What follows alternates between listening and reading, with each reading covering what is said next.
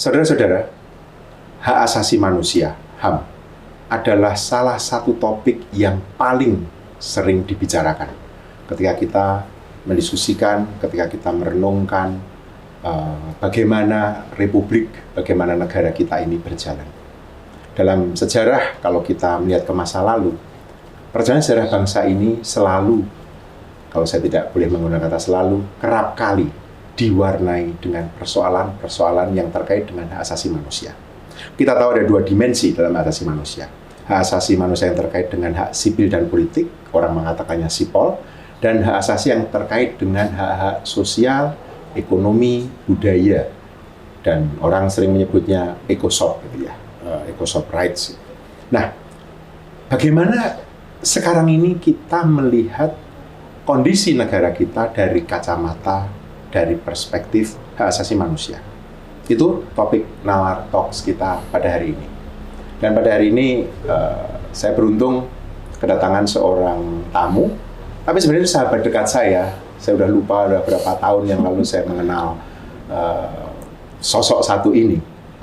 Tapi sosok satu ini pernah menjadi komisioner Komnas HAM tahun 2017, tahun 2022, juga pernah bergabung di dalam tim presiden untuk pemulihan korban dan pencegahan pelanggaran HAM berat, PKP-HAM. Dia juga menjadi anggota Dewan Penasehat Center for Indonesia Strategic Development Initiative atau CISDI, dan dia seorang Gus Durian. Dia aktif sekali menggalang, mungkin kata menggalang kurang tepat ya, tapi terlibat dan mendampingi anak-anak muda Gus Durian.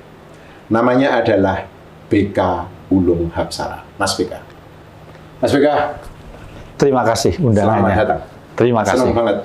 Ini saya agak kagok ini, karena kalau jadi formal tuh nggak pernah biasa kita ya Mas ya. Kita kenal bertahun-tahun, nggak pernah ngomong formal. Yeah. Saya tadi bahkan sudah nggak mau ngapain pakai catatan lagi, yuk kita ngobrol aja sambil minum teh. Nah Mas BK, gini, ini nggak seperti kanal yang lain, podcast di Nalar ini itu, ini bukan so eksklusif tidak sama sekali, tapi justru yang mengikuti Nalar ini kebanyakan teman-teman mahasiswa, teman-teman dosen, teman-teman muda yang pengen tahu. Ini kan nggak fun ya Mas ya, teknokrat muda begitu. Teknokrat muda gitu. Jadi ini bukan yang fun. Nah, maka saya mau Mas BK cerita justru dari pengalaman pribadi. Dulu sekolahnya apa, kok kemudian sampai tertarik soal HAM? Dan bagaimana Mas BK memahami itu? Jadi ini penting menurut saya Mas. Iya Mas. Ya, terima kasih Mas Yanuar. Kalau ditanya latar belakang pendidikan, jelas tidak ada hubungannya dengan hak asasi manusia. S1-nya apa tuh? Karena saya S1-nya teknik, gitu. Teknik? Mesin. Mesin. Tetapi justru ilmu hak asasi manusia itu kayak learning by doing lah ya, gitu ya, otodidak. Artinya belajar dari pengalaman. Kalau kita pernah baca buku dulu Pak Mansur Fakih dan Pak Rum Topati Masang itu, zaman tahun 90-an ada buku belajar dari pengalaman. Nah, mungkin itu yang paling pas untuk menggambarkan saya kesejarahan saya dan hak asasi manusia. Gitu. Saya kuliah tahun 90-an begitu, terus kemudian sempat mendirikan juga GMNI, Gerakan Mahasiswa Nasional Indonesia di kampus. Jadi kampus kami itu kampus apa yang ya agama begitu ya. Terus kemudian tapi punya ruang kebebasan untuk mengekspresikan lah ya apa keinginan visi mahasiswa waktu itu, dan kami mendirikan GMNI tahun 1995. Jadi itu hampir 31 tahun yang lalu. Mungkin beberapa yang mengikuti belum lahir. Gitu. Nah, tapi itu tidak cukup. Gitu. Artinya ada kebutuhan lain gitu ya dalam diri saya, aktualisasi begitu, karena pengen kalau ngomong soal pemberdayaan, pendampingan itu kan juga harus langsung gitu ya ke masyarakatnya. Nah, karena itulah kemudian saya gabung dengan satu organisasi namanya Forum Komunikasi Mahasiswa Malang. Saya waktu itu kuliah. Forum Komunikasi Mahasiswa Malang. Ya, waktu itu kuliah di Malang gitu ya. Nah, di situ banyak ada GMNI, HMI, terus PMKRI gabung karena pengen aktualisasi. Nah, disitulah kemudian misalnya pendampingan kepada petani ada, pendampingan kepada buruh, anak jalanan ada. Nah, itu yang kemudian banyak membentuk bagaimana saya sekarang lah kira-kira kalau mau long story short gitu ya. Itu di situ. Jadi itu satu. Yang kedua kemudian kita juga dibentuk, saya kira Mas Yan juga begitu ya. 98 gitu ya. Betul. 98 itu kan momen yang saya kira membentuk banyak sekali aktivis-aktivis begitu, penggiat-penggiat. Karena itu tidak hanya ngomong soal 1 atau 2 kota. Betul. Tetapi itu kemudian kita sering konsolidasi, sering komunikasi dengan banyak teman di kota-kota besar gitu ya. Itu ya waktu itu misalnya kami dan beberapa kawan itu mendirikan namanya FPPI, Front Perjuangan Pemuda Indonesia. Betul, masih ingat saya. Misalnya saya di Malang, kemudian ada Syafiq Ali di Jakarta, nanti ada di Surabaya siapa di Jombang, nah kayak gitu-gitu itu yang kira-kira membentuk saya, dan itu membentuk kan artinya kita diskusi, kita baca buku, terus kita aktualisasi, nah gerak bareng. Nah itu yang kalau ngomong perspektif hak asasi manusia dimulai dari jauh-jauh hari. Jadi nggak ujuk-ujuk ya? Nggak ujuk-ujuk, oh ya sekarang begitu, enggak. Tapi, dan saya kira juga tahun 90-an, 2000-an kan forum diskusi kan tumbuh banyak. Gitu ya. Forum diskusi tumbuh banyak, kita belajar filsafat juga, saya membaca filsafat juga, baca yang ngomong sosiologi juga, hukum juga, hak asasi manusia juga. Nah itu kan kecuali teknik mesin gitu ya.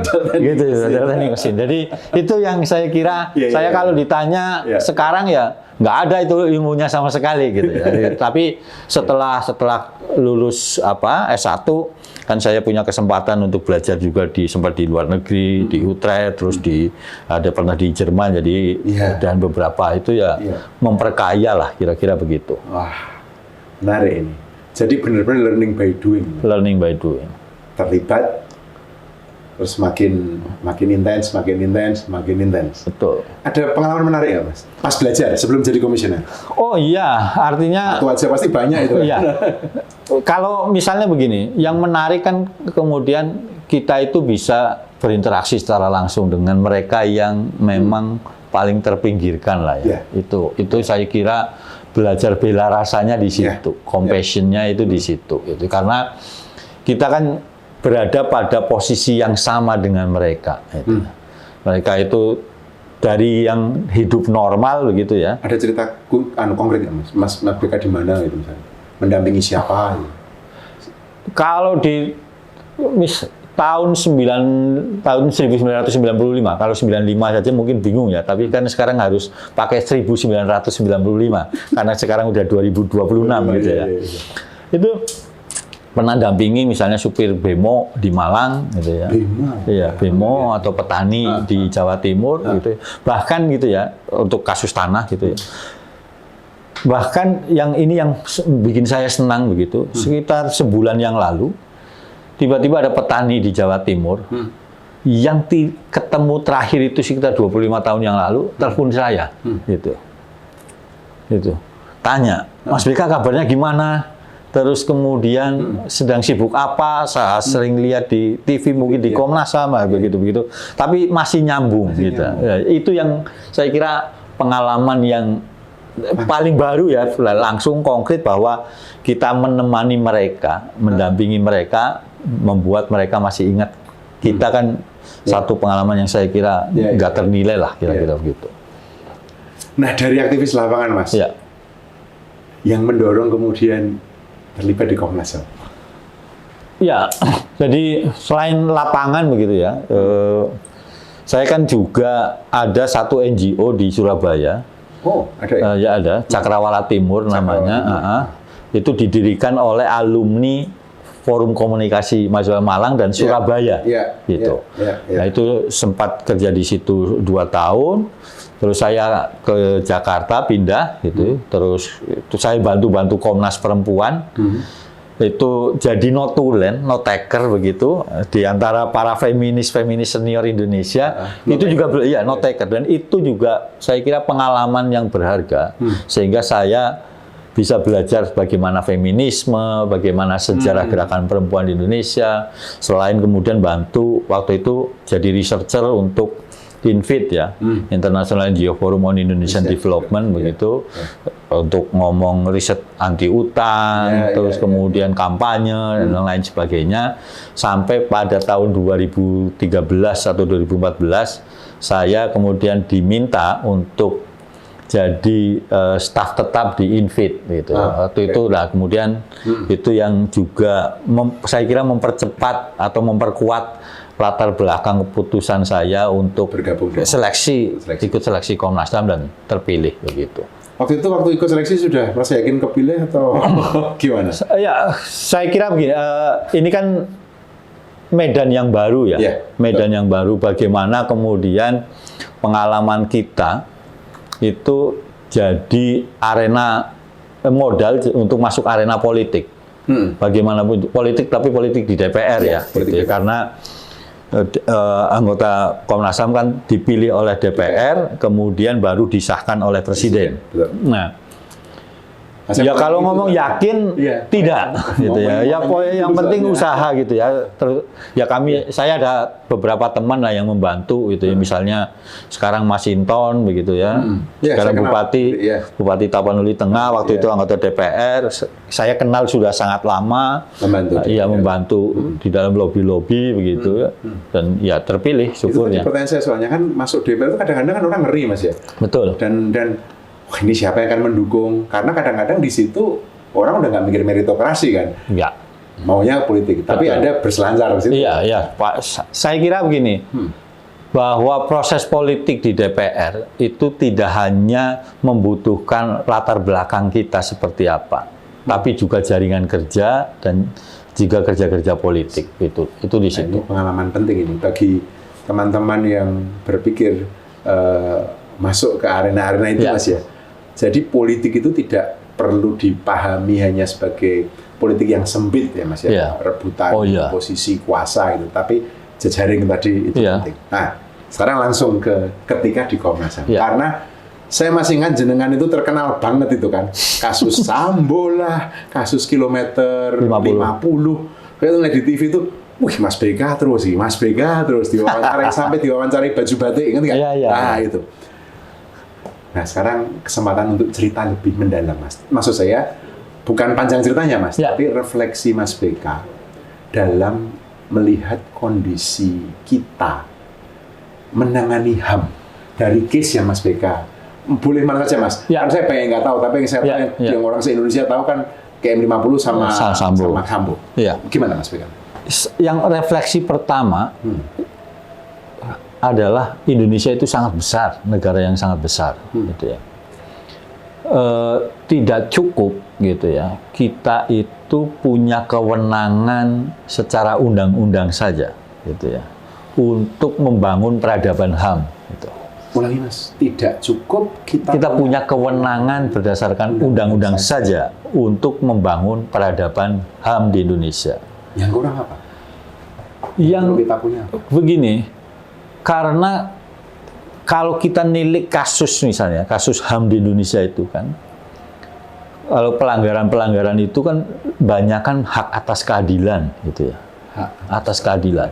Misalnya soal penggusuran, soal konflik lahan, segala macamnya gitu ya. Itu kalau kita mendalami lebih dalam lagi gitu ya, kasus-kasus itu lapisannya itu sangat banyak. Dan itu harus melihat undang-undang satu dengan undang-undang yang lain, bagaimana kewenangan satu dengan sama yang lain, sampai pada siapa sih aktor yang sebenarnya menentukan atau bisa menyelesaikan kasus-kasus itu. Karena terkadang meskipun kita sudah berhasil meyakinkan menteri misalnya, gitu ya, ketika kebijakan eksekutifnya ada di menteri begitu tertinggi, tapi menteri itu ternyata tidak cukup gitu. lempar ke yang lain, menteri yang lain. Ya. Nah, itu refleksi saya ketika ngomong tidak cukup hanya kewenangan undang-undang itu di situ. Oke.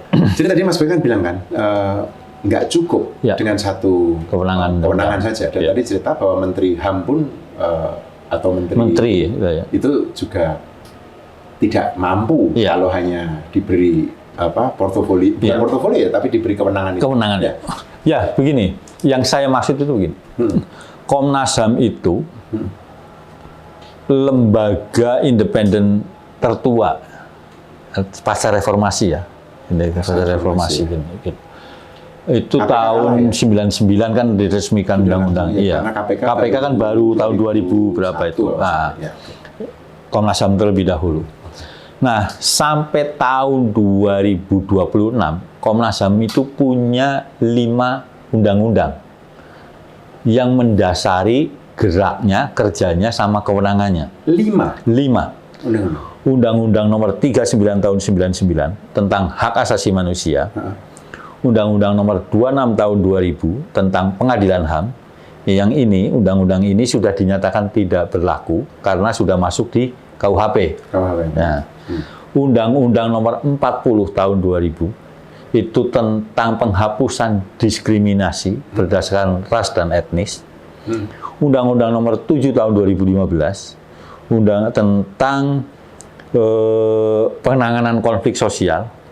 Sama undang-undang yang terakhir adalah undang-undang tentang tindak pidana kekerasan seksual. Oh, TPKS. TPKS. Jadi 5 ini di dalamnya ngomong soal Komnas HAM.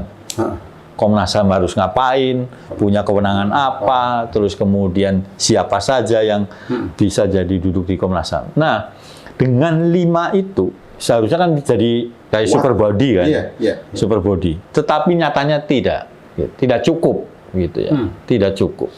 Pertama karena yaitu tadi bagi saya distribusi kekuasaan pasca Orde Baru itu kan sudah banyak sekali kecabang-cabang kekuasaan negara misalnya Betul, gitu ya. betul. Misalnya dulu kita ngomong ke DPR saja bisa cukup gitu ya. Tapi sekarang kan sudah ada DPD, ya begitu. Terus kemudian dulu cukup Komnas HAM saja karena Komnas HAM satu-satunya. Sekarang udah pecah kemana-mana itu. Artinya Ombudsman ada.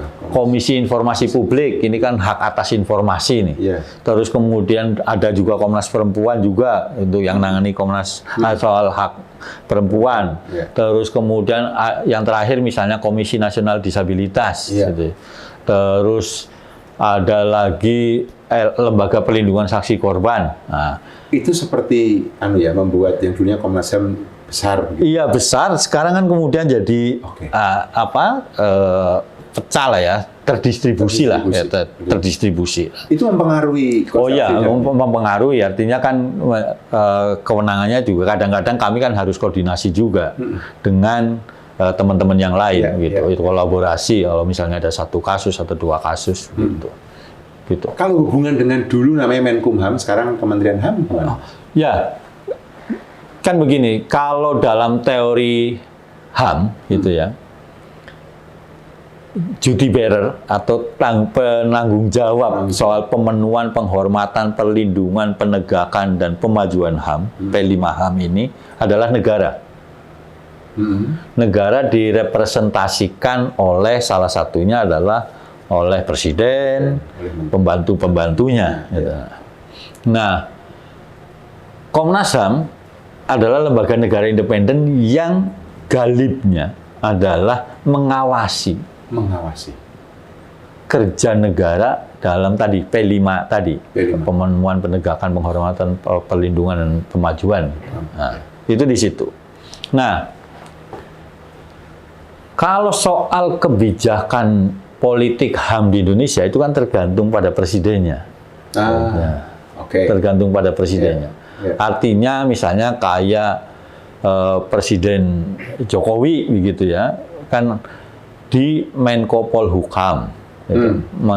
Menteri Koordinasi Politik, Hukum, dan Keamanan. Tapi di dalamnya ada hak asasi manusianya. Itu di situ. Nah, beda dengan Pak Prabowo nih. untuk pertama kalinya kan kemudian membentuk Kementerian HAM. Betul. Gitu ya. Kemudian kewenangannya eksekutorial lah kira-kira. Pakai bahasanya itu eksekutorial. Nah, itu bedanya di situ. Meskipun kemudian Kementerian HAM yang ada sekarang ini itu di bawah koordinasi Menteri Koordinator Hukum, Imigrasi, Pemasyarakatan, dan Hak Asasi Manusia. Apa itu singkatannya? Bukan lagi Menkopol.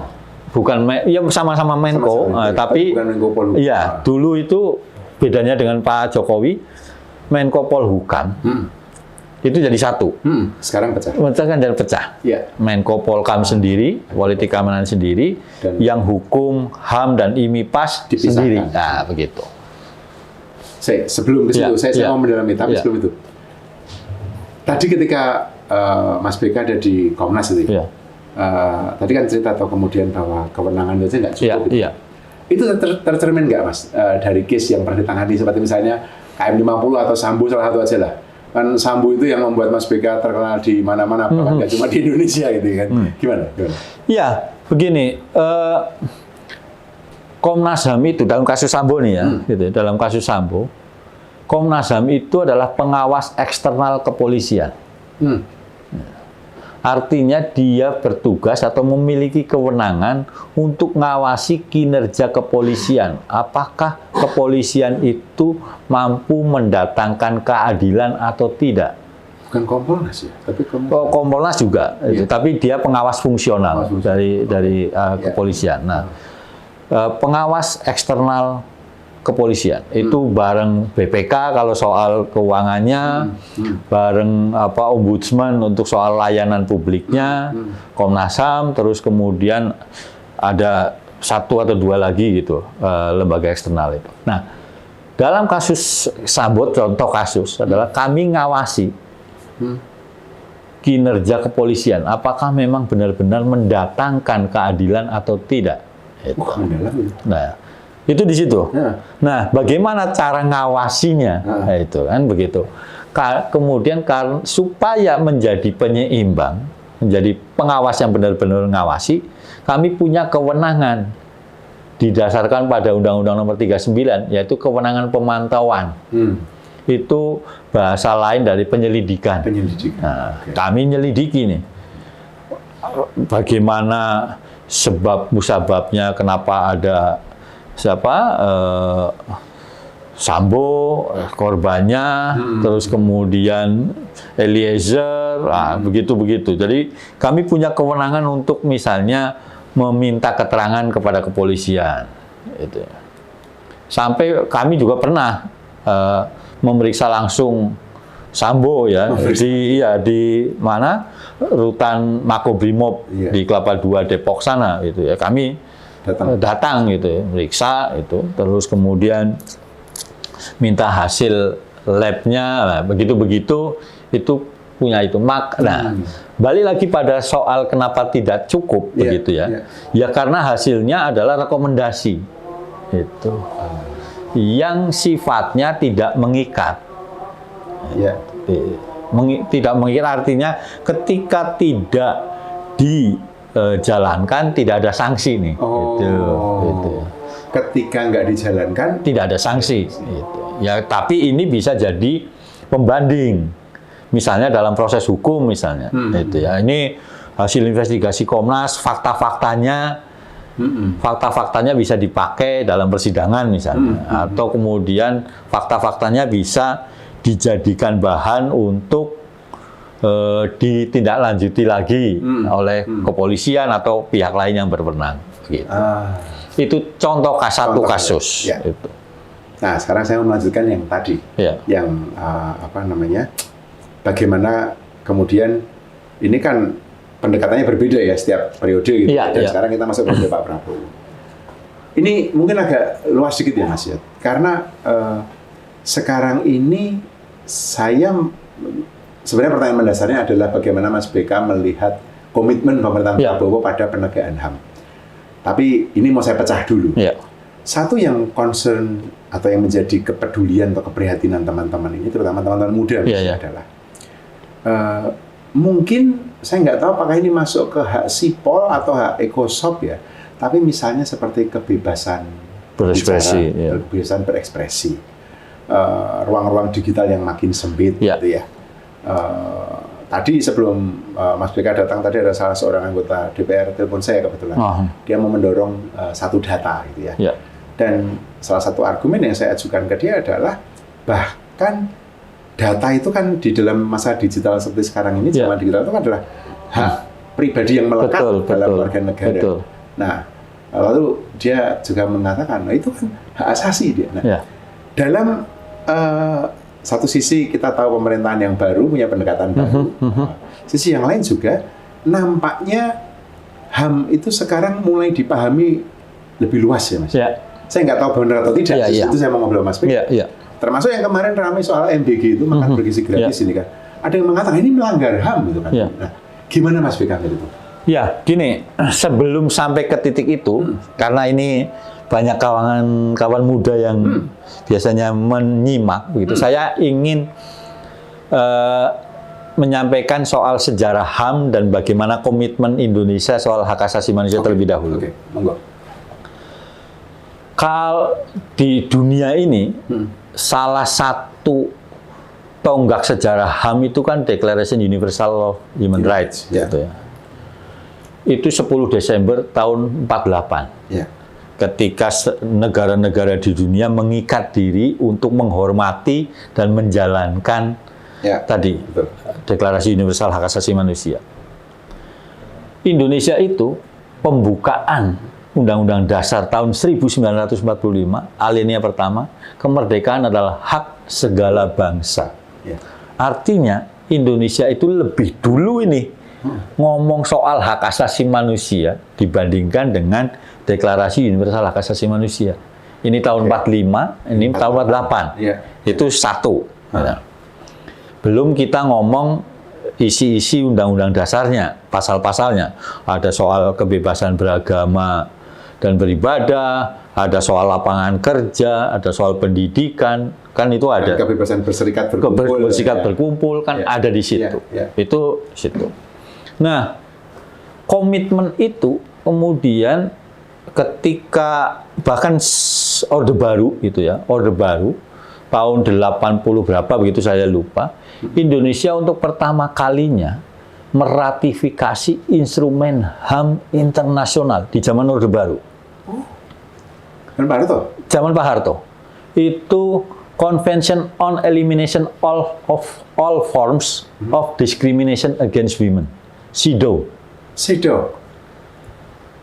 Jadi konvensi penghapusan segala bentuk diskriminasi terhadap perempuan.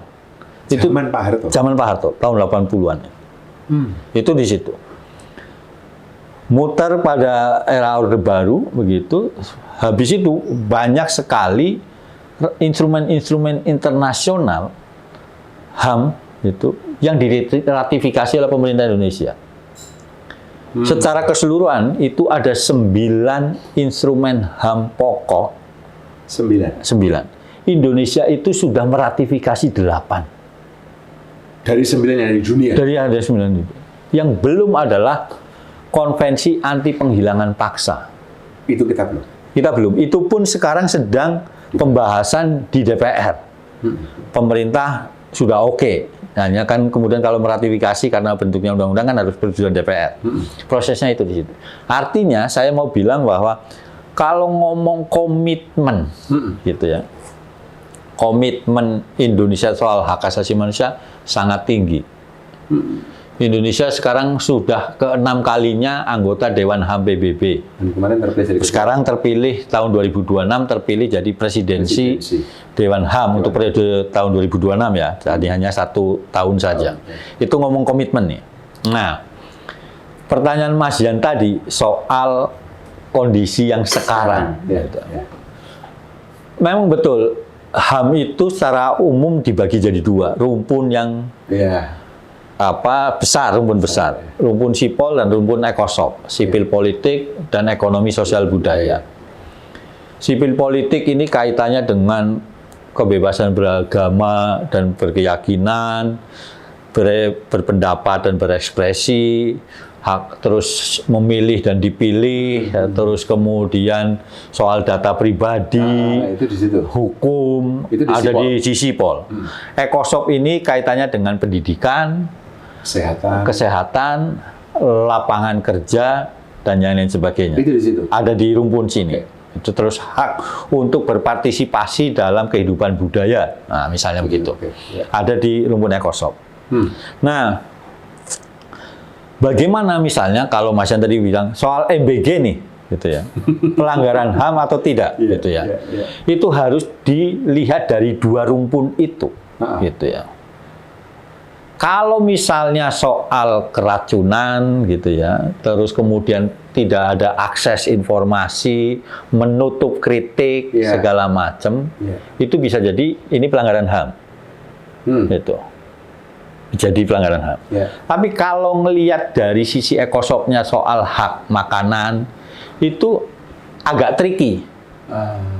Agak tricky, karena hak atas pangan itu ekosop. Ecosop, betul. Di mana kemudian ada prinsip namanya pemenuhan bertahap. Iya. Maximum available resources. Ya. Gitu. Artinya kemampuan untuk memenuhi pangan, memenuhi kesehatan, memenuhi pendidikan itu disesuaikan dengan kemampuan sumber daya negara. Oke. Itu di situ.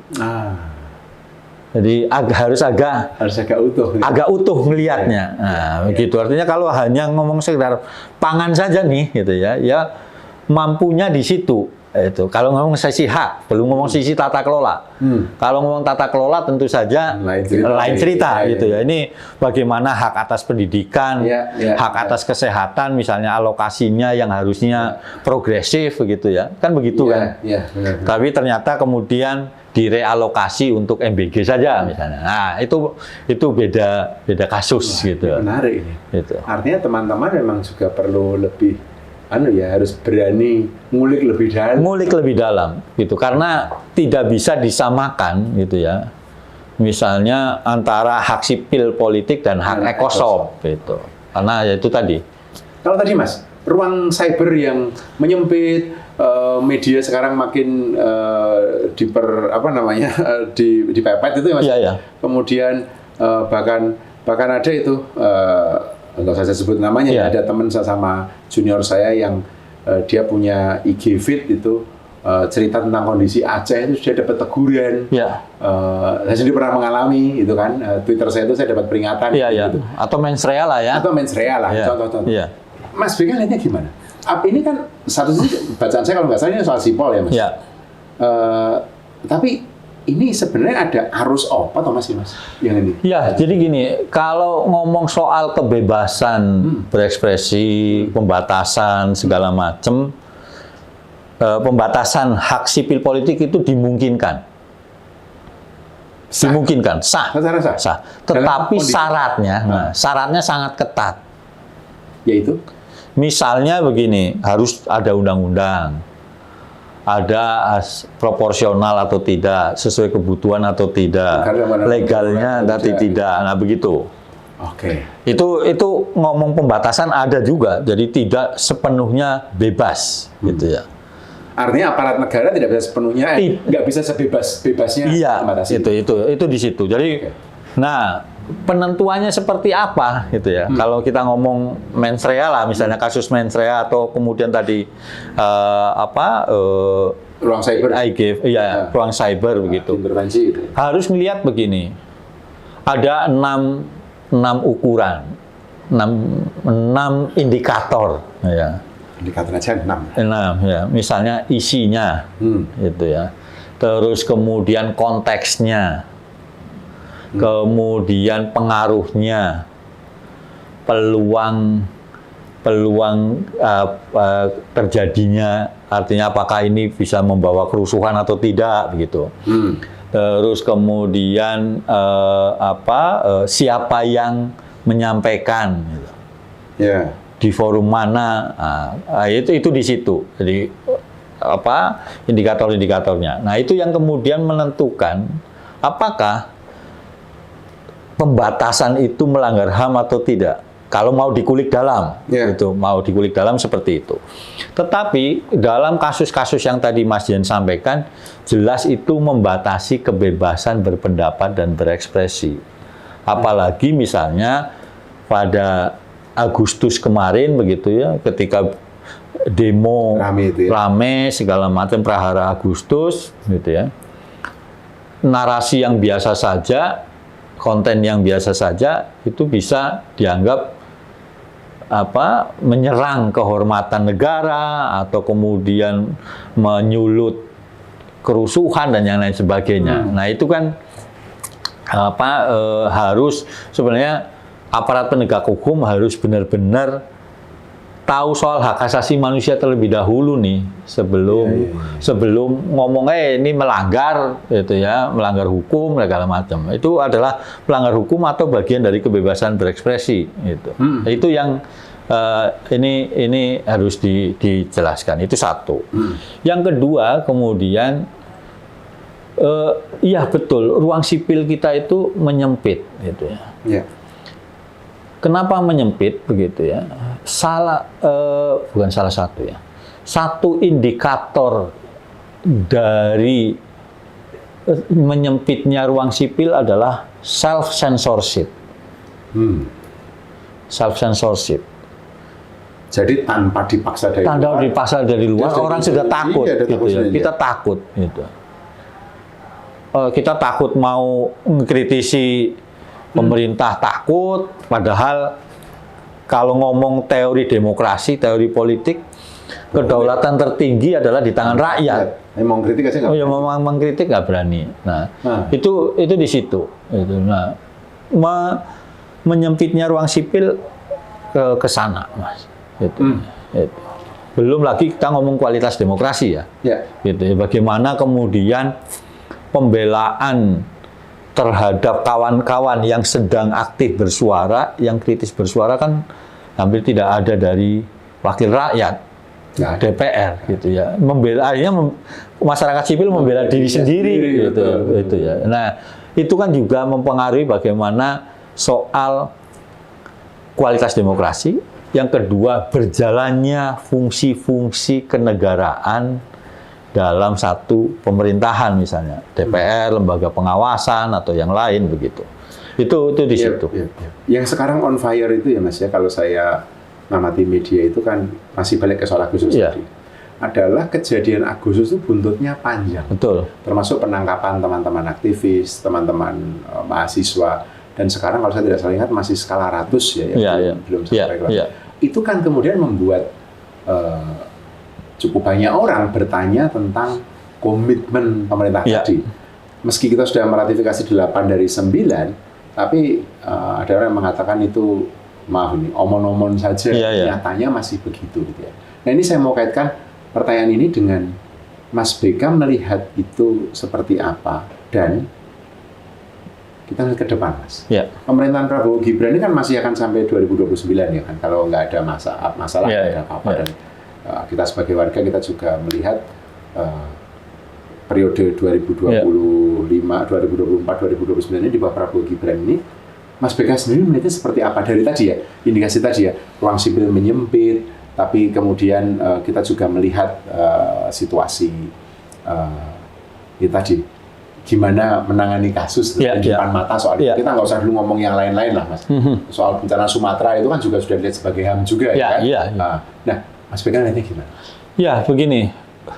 Sebenarnya kondisi hak asasi manusia itu ya, nggak hanya di zaman Pak Prabowo saja. Kita tarik ke belakang juga sebenarnya tidak berubah banyak. Tidak berubah banyak. Artinya begini. Kalau ketika saya di Komnas HAM misalnya itu ya, hak yang paling sering diadukan adalah hak atas keadilan. Hak atas keadilan yang paling banyak diadukan. Paling sering diadukan. Siapa yang paling banyak diadukan? Setiap tahun sama, adalah polisi. Gitu. Polisi adalah pihak yang paling banyak diadukan. Gitu. Tentu saja ini beralasan karena polisi kan langsung berhadapan dengan masyarakat dalam soal penegakan hukum, keamanan, ketertiban, dan yang lain sebagainya. Itu di situ. Nah, sekarang pun sama. Polisi jadi yang paling banyak jadi sorotan ini, gitu ya. Hanya intensitasnya berbeda. Beda di mana? Satu intensitas adalah soal frekuensi kejadian, gitu ya. Kan nggak ada ini ketika demo di seluruh negeri itu ditangkepin semua itu, gitu ya, penggerak-penggerak demonya, gitu. Kan setahu saya belum ada seperti ini. Itu yang saya bilang intensitas. Yang kedua, tuduhannya juga hampir sama sangkaannya lah, gitu ya. Ini soal penghasutan, pengrusakan dan lain sebagainya. Terus pakai undang-undang ITE, nah, itu soal intensitas itu di situ. Nah, bagaimana yang sekarang? Itu saya kira penting untuk belajar dari masa lalu. Gitu ya. Saya masih ingat misalnya dan di mana pemerintah kalah, gitu ya, adalah ketika pasca kejadian rasis di Surabaya tahun 2019. Kejadian Surabaya. Rasis, begitu kan ada rasis terhadap teman-teman Papua itu. Nah, kemudian kan di Papua ini kan terjadi aksi demo besar-besaran, pengerusakan segala macam. Internet shutdown. Ya, masih ingat saya itu. Internet shutdown. Itu kan hak atas informasi itu. Gitu. Terus kemudian Papua juga pengen didengar. Rakyat Papua mengekspresikan kekecewaannya, kemarahannya soal bagaimana segala. Kemudian dimatikan itu internet. Kawan-kawan menggugat kan, dan menang. Pemerintah kalah waktu itu karena dianggap tidak berdasar. Terus kemudian dasar hukumnya juga sangat lemah, dan jelas hak asasi manusianya terlanggar itu soal. Nah, kayak gitu. Pemerintah harus belajar dari situ, supaya ke depan ini, kalau tadi ada pertanyaan ke depan itu menjadi lebih mudah, lebih gampang. Ini juga yang saya sampaikan, gitu ya, ketika pertama saya diundang oleh Menteri HAM, Pigai ya, Pak Pigai dan Wamen Mugianto. Saya waktu itu menyampaikan tugas Kementerian HAM itu sangat berat. Tantangannya ke depan. Apa sangat beratnya? Memastikan bagaimana standar hak asasi manusia itu diketahui, dijalankan, dan dipedomani oleh seluruh elemen pemerintahan Prabowo Gibran. Apalagi hak asasi manusia adalah asta cita pertama. Iya, nomor 1 itu. Nah, itu di situ. Nah, ini tantangannya ke depan. Apakah asta cita pertama itu hanya sekedar slogan saja, atau kemudian memang benar-benar bisa diturunkan sampai ke level teknis. Level teknisnya ya tadi. Tidak ada kemudian tiba-tiba cyberbullying misalnya, yang ketika ada orang yang kritis terhadap kebijakan pemerintah, tidak ada yang diintimidasi, gitu ya. Tidak ada yang tiba-tiba di-doxing, gitu ya. Itu kan butuh pendidikan, Mas. Itu dia. Saya mau ke sana, gitu ya. Artinya, ini butuh. Artinya, dan pendidikan tidak untuk publik loh ya, Mas. Justru untuk aparat. Untuk aparat. Untuk pemerintah. Itu di situ. Gimana? Saya juga terlibat. Artinya saya saat ini kadang diminta oleh Kementerian HAM untuk juga menyusun materi untuk pendidikan pada aparat, gitu. Iya, pendidikan HAM terdapat. Tapi kan ini harus masif ini. Wah, harus benar-benar harus ada political will yang sangat kuat, disertai dengan anggaran, disertai dengan perintah yang jelas bahwa hak asasi manusia harus jadi standar pemerintahan 2024 sampai 2029. Wah, berat tuh, Mas. Berat sekali. Itu ya. Itu nggak cuma aparat tuh, Mas. Ini saya sebagai orang yang pernah di pemerintahan juga ya. Waktu itu kan kita sempat barengan ya, setidaknya 2 tahun Mas BK di Komnas, saya di KSP itu. Tidak hanya aparat, Mas, tapi juga ASN. Betul. mereka mesti ngerti perspektif HAM itu. Betul. Mas Beka sering nyiapin itu?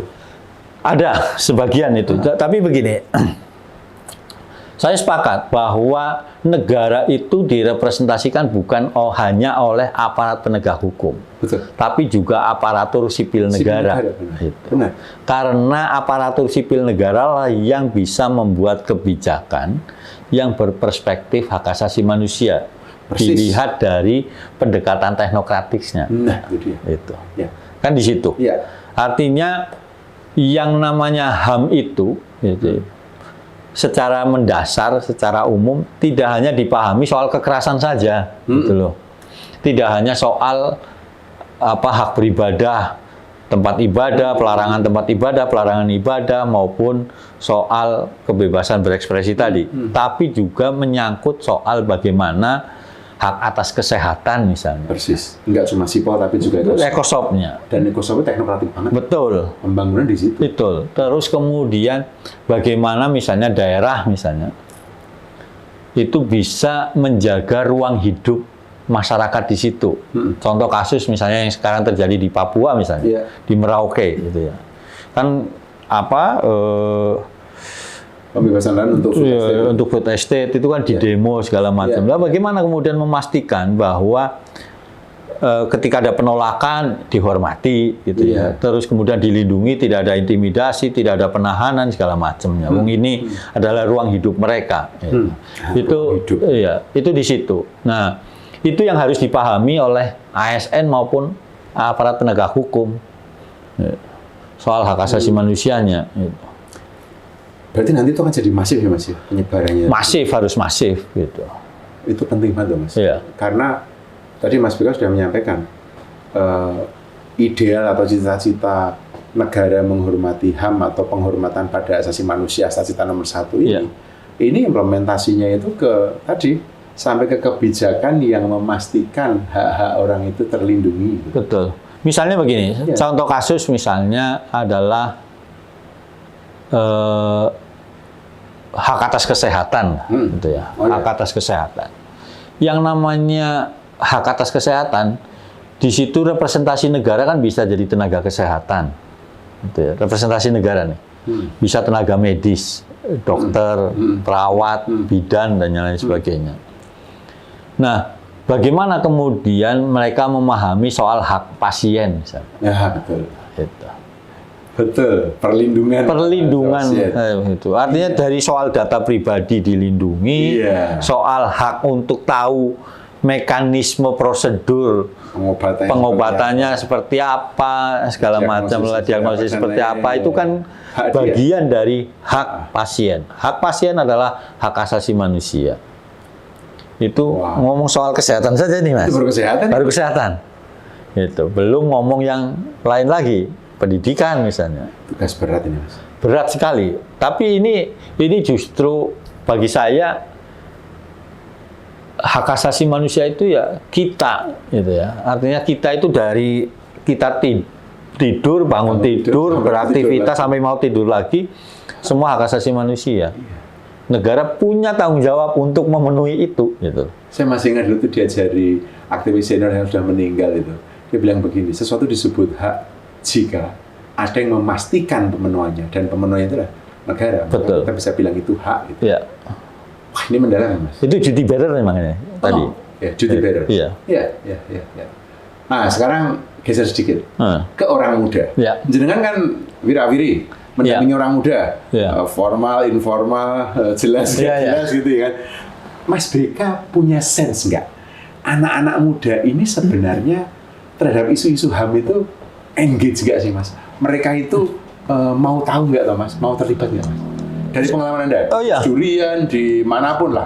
Iya, saya kira mereka itu sangat well informed, well knowledge tentang hak asasi manusia. Fully aware dengan hak asasi manusia. Meskipun kemudian tidak harus ngomong hak asasi manusia.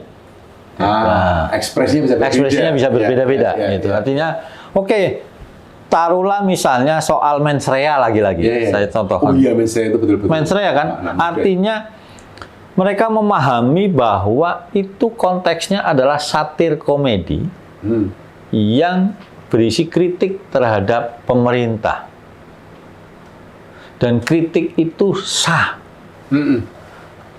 Itu. Kritik adalah bagian dari perwujudan demokrasi, jalanan demokrasi di situ. Yang bela Panji anak-anak muda kok. Gitu. Kan itu kita tidak harus ngomong itu hak asasi manusia, itu satu yang soal Panji. Yang kedua kemudian speak up misalnya. Ketika ada kasus langsung ngomong nih. Karena saluran-saluran demokrasi mampet, maka yang bisa dilakukan adalah lewat sosial media. Gitu. Harusnya para aparatur sipil negara, aparat penegak hukum harus ke sana mikirnya. Gitu. Ini loh, kita itu bersuara karena DPR hampir tidak pernah ngomong tentang kita nih. Gitu ya. Itu kan begitu. Yang namanya aparatur sipil negara, kayaknya kalau membuat kebijakan hanya menguntungkan yang the have saja begitu ya. Itu kan begitu. Ya salurannya kemudian sosial media. Nah, anak-anak muda itu kan speak up itu kan bagian dari kebebasan berekspresi. Itu yang pertama. Yang kedua, kalau kita ngomong anak muda, potensinya sangat besar. Betul. Gitu ya. Betul, saya percaya. Bagaimana ngomong kalau yang sedang ngetren gerakan rimpang itu gitu ya. Gerakan rimpang itu kan tumbuhnya justru karena seperti jamur di mana-mana begitu ya, muncul sendiri-sendiri, sangat literasinya tinggi, segala macam, tidak terorganisir, tidak mengenal pemimpin begitu ya. Nah, ini kan menandakan bahwa yang namanya hak asasi manusia sudah masuk ke ranah privat anak-anak muda. Jadi Anda optimis ya, anak muda kita ini? Sangat optimis, apalagi bahasa Inggrisnya bagus. Kan begitu membaca literatur dari luar negeri dengan sangat mudah, sangat cepat gitu ya. Terus kemudian copy paste saja misalnya kalau pengen mudahnya gitu ya. Omongan siapa tinggal dimasukin, belum ngomong kreativitasnya. Ya, karena kan juga muncul kreativitas kan misalnya. Oke, belajar dari Agustus misalnya. Kelabu itu, Prahara Agustus. Oh, kalau omongan kayak gini, nanti potensinya dikriminalisasikan seperti ini. Kita harus ngomong ini. Nah, begitu kan. Ini kan apa ya? Belajar. Anak-anak muda ini belajar bagaimana atau yang lagi-lagi supaya gampang Panji lah. Menurut keyakinan saya, kan begitu. Itu kan bisa dipakai di situ dengan terma yang berbeda-beda. Ini kan satu corak atau satu strategi supaya tidak dapat ancaman segala macamnya. Gitu. Apalagi dengan KUHP yang baru ini. Apalagi dengan KUHP yang baru. Betul. Mas, ini mungkin terakhir atau dua terakhir. Yang pertama masih terkait soal anak muda. Mungkin Mas BK punya catatan gitu ya, yang perlu diperhatikan gitu ya. Ini beberapa yang mengikuti Jendela ini juga aktivis, Mas. Dan pernah ngobrol-ngobrol, dan ngobrol-ngobrolnya itu tadi, kalau tadi Mas BK tadi menyampaikan hati-hati ya, kalau sini dianggap mengkritik, karena sehingga harus jadi lebih kreatif. Tapi juga ada teman-teman ini yang aktif di lapangan, yang sekarang ini gelisah, kemudian merasa kalau turun apakah mendapatkan dukungan gitu ya. Dan saya melihat meskipun mungkin Mas BK bukan anggota yang sepuh-sepuh dari gerakan Bagi Bangsa, tapi Mas BK kan terlibat banyak gitu ya. Nah, bagaimana Mas BK melihat aktivisme baik yang online tadi maupun yang tidak online yang diikuti anak-anak muda ini? Mas BK punya catatan apa? Itu dulu deh. Nanti yang terakhir. Catatan saya sebenarnya hampir sama, ini refleksi berapa puluh tahun lah ya perjalanan. Anda sudah aktivis, jadi gini. Begini, saya kira kita juga perlu menaruh perhatian khusus atau tambahan begitu ya kepada teman-teman yang bergerak di bawah dalam diam. Bergerak di bawah dalam diam. Misalnya begini, mereka yang mengadvokasi petani, mengadvokasi buruh untuk dapat upah yang layak, petani untuk dapat lahan, atau siapa saja yang terpinggirkan begitu, tapi tidak pernah mendapat atau sangat sedikit mendapat perhatian atau solidaritas dari kawan-kawan. Meskipun memang tujuannya bukan itu ya, gitu ya. Tetapi kita perlu menaruh perhatian tambahan ke sana karena mereka juga bergerak sangat konkret ya. Bisa tinggal berbulan-bulan, bertahun-tahun dengan petani segala macam gitu, bahkan kadang-kadang rela meninggalkan pendidikannya terlebih dahulu. Kan itu kenapa banyak di zaman kita kuliahnya lama-lama kan di situ gitu ya. Itu satu itu ya. Yang kedua kemudian soal anak muda misalnya, refleksi yang sekarang juga begini. Sumber informasi, sumber pengetahuan itu sekarang sudah sangat banyak, gitu ya. Sudah sangat banyak. Orang sudah tahu dari banyak tempat. Dari banyak tempat. Saya kira penting juga untuk mulai merefleksikannya bareng-bareng. Gitu. Merefleksikannya bareng-bareng. Misalnya bikin forum terbatas, ketemu misalnya habis membaca bareng gitu ya. Nanti temu kopi darat lah gitu kopi darat ketemu diskusi ini seperti apa perspektifnya, memperkaya perspektif gitu. Itu juga untuk saling menguatkan. Untuk saling menguatkan gitu ya, saling juga membangun jaringan di banyak tempat gitu ya. Dulu kalau kita kan itu kan ya ngobrol-ngobrol, baca buku apa kabar iya, jadi itu masih relevan sekarang. Masih relevan saya kira itu. Dan sekarang juga kan kecenderungan kalau anak-anak muda membaca buku cetak kan juga naik kan? Iya. Gitu itu menarik ya. Menarik gitu. Artinya. Saya kira semua pakai ini loh Mas. Iya. Sekarang tapi tidak. Anak-anak muda itu kan kemudian nyari buku cetak gitu. Itu saya kira menggembirakan gitu ya. Orang misalnya kemarin yang buku yang ngehit yang revolusi itu, gitu ya. Revolusi itu. Iya. Itu kan anak-anak muda membaca itu ya, apalagi gaya bahasanya tutur begitu sehingga enak mudah dan jadi paham gitu. Ini ada sumber utama dari situ. Itu yang poin yang kedua. Yang ketiga, soal anak muda saya kira penting untuk mengkaitkan antara mereka yang basisnya kampus, aktivitas di kampus dengan aktivitas di luar kampus. Gitu. Artinya kan banyak nih. Kadang-kadang kan ada egonya gitu ya. Oh, yang di kampus merasa peng-pengan lebih top gitu ya. Begitu itu saya kira penting untuk mengkolaborasikan itu. Paling tidak bahwa ada kebutuhan yang di luar kampus untuk disuarakan di kampus, ada yang di kampus di luar. Itu penting. Dan yang terakhir saya kira begini, anak muda itu kan tidak sendiri. Gitu ya.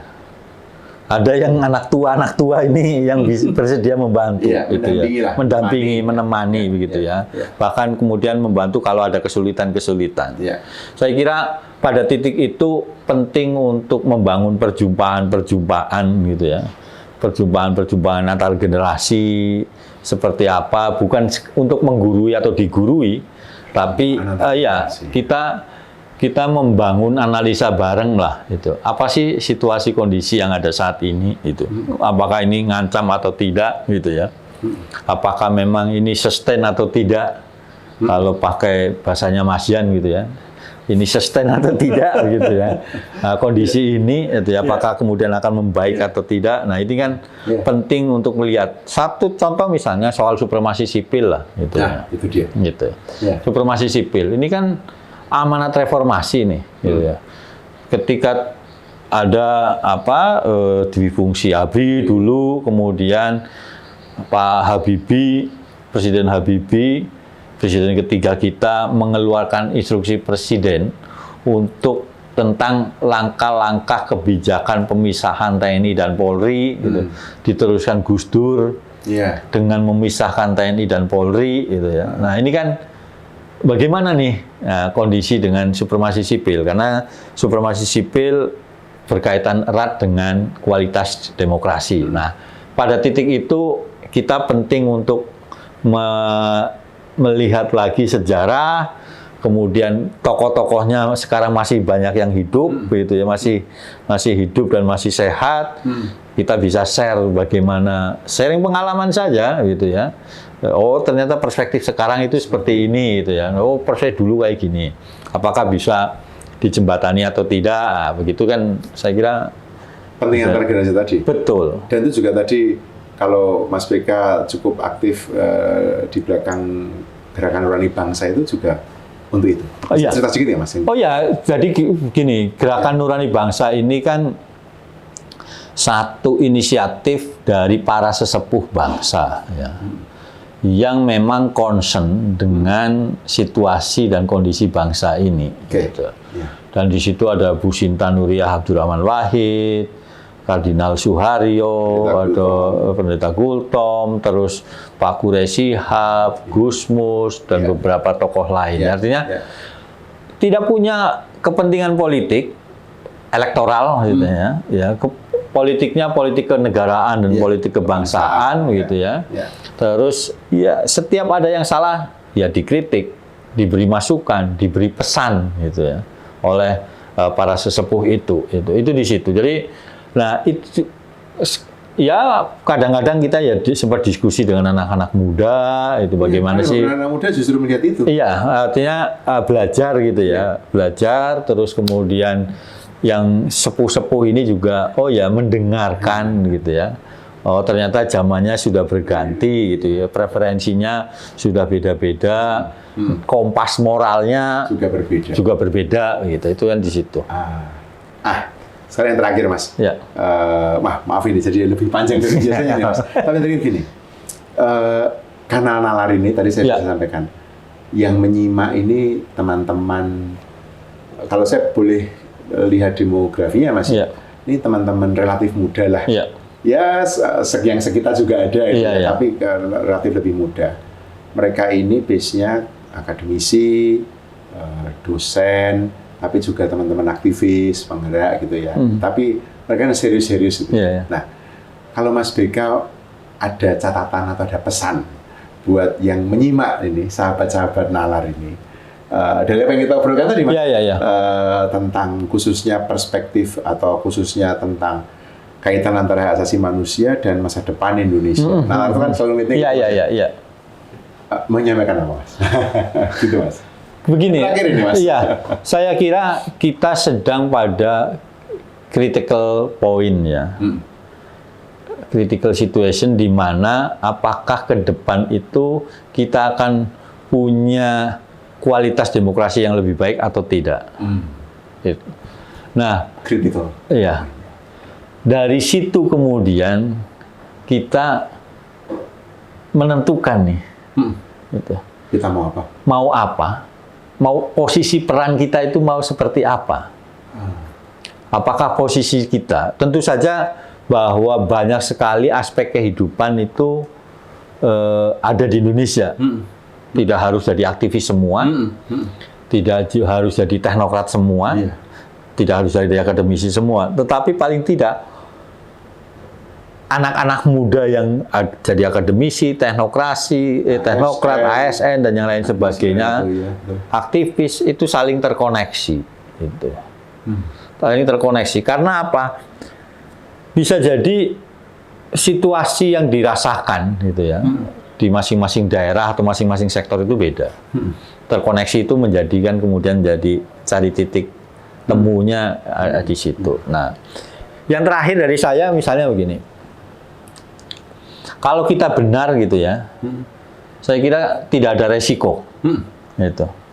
Atau resiko yang dipanggul akan minimal lah, gitu. Minimal. Mungkin ada resikonya lah, ada, ya.